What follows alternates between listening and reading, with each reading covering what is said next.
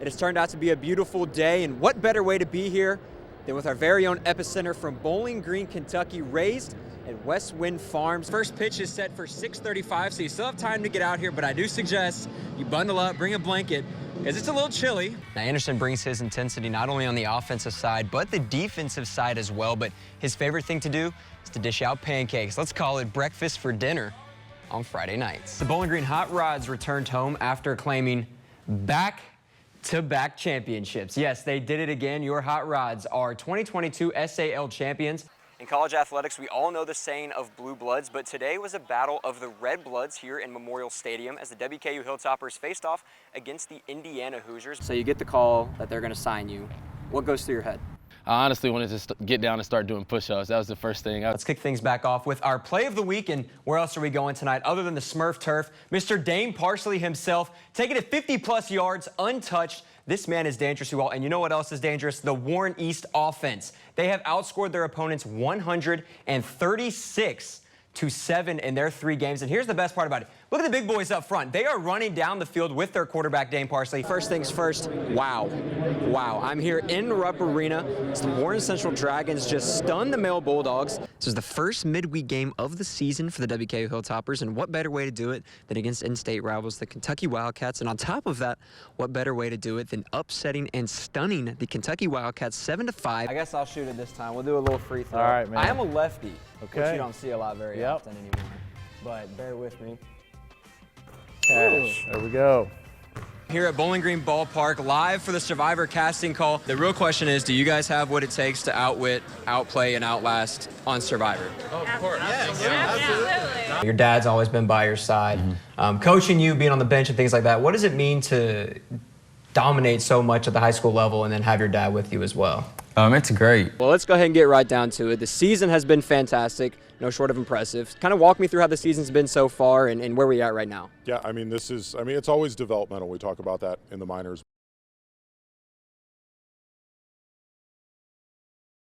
To the 7th inning now, 3-1 the score, none. The pitch, foot the catch, Tops come out on top in historic fashion. The Hilltoppers stun number 5 Alabama, rolling past the Tide. Can I get a roll, Tops? And here come the Warren East Raiders. Quarterback Dame Parsley keeps it himself, breaking to the outside. Check this out, Parsley with the hit stick, laying down the hammer. Oh my goodness. Spartans pitcher Riley Saxon on the bump. He gets the batter swinging for the strikeout, retiring the side. Wait, that's only 2 outs, my guy. Where are you going? It's Wednesday, my dude. I get it. And it's heat check time for the Purple Star, pulling it from the Slim Chickens logo, or should I say Curry range. It doesn't matter. Either way, he breaks the net for his 3rd straight. Trojans were dominant on all cylinders. Trig Carver says, so many snacks, so little time, feasting on the quarterback with this sack right there. From the best walk-up song in town to the sweetest swing in the city, Mr. Desperado himself, Patrick Forbes, launches the missile all the way to Louisville as the Cardinal commit rounds the bases. How about some defense as Katie Eisenbarger stuffs the Louisville kill, juicing up WKU faithful. Fast forward to the 3rd set now, a big moment for senior Paige Briggs as she reaches 1,000 career kills with that kill. Well, the transfer portal is a double-edged sword. Sometimes it can bring in a Wildcat like Dante Allen. Other times it can take away your starting forward in the blink of an eye. Sticking with WKU football, former Hilltopper quarterback Mike White officially re-signed with the New York Jets. Tucker Stringfield was a student at Warren East and a member of the Raiders baseball team and sadly lost his life on October 24th of 2021. Head coach Wes Sanford and the baseball program retired his jersey tonight to remember the amazing impact he made in his community. And it's my favorite time of the year. NFL free agency opened yesterday, and the Tennessee Titans have made a few moves so far. This deal will have Patrick Mahomes, Justin Herbert, Derek Carr, and now Russell Wilson all within the same division. So it's a good thing I'm a Bengals fan and safe in the AFC North.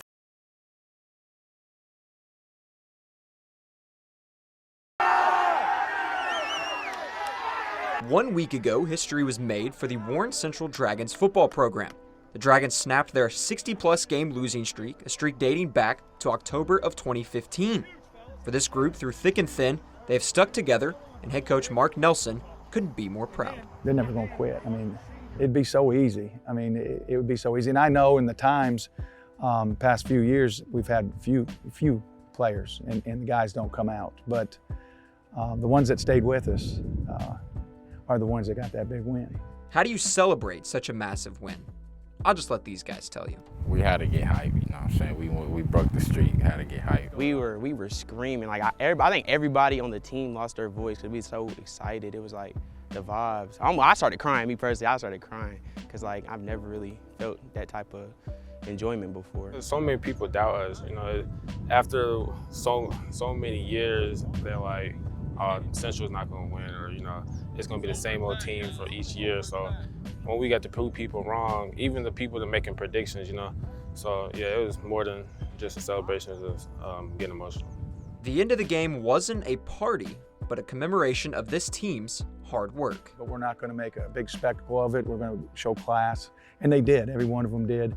And then we went down there, and some of them got emotional, some just dancing around, you know, having a fun time, and it was something to be a part of. It was just more than like a celebration. It got emotional, you know, because it's been 6 years and 6 or 7 years, and you know, we finally got that win. Now we can leave that mark like we've been preaching about. There was a time to celebrate breaking the streak, but now Mark Nelson and his team are looking to start a new streak, a winning streak. He was excited. He said we worked hard, we did what we had to do, but he wants us to focus on the next game. Can't think about one game. To get past all this, you gotta win games. We end up pushing through, and most of our team, you know, excited.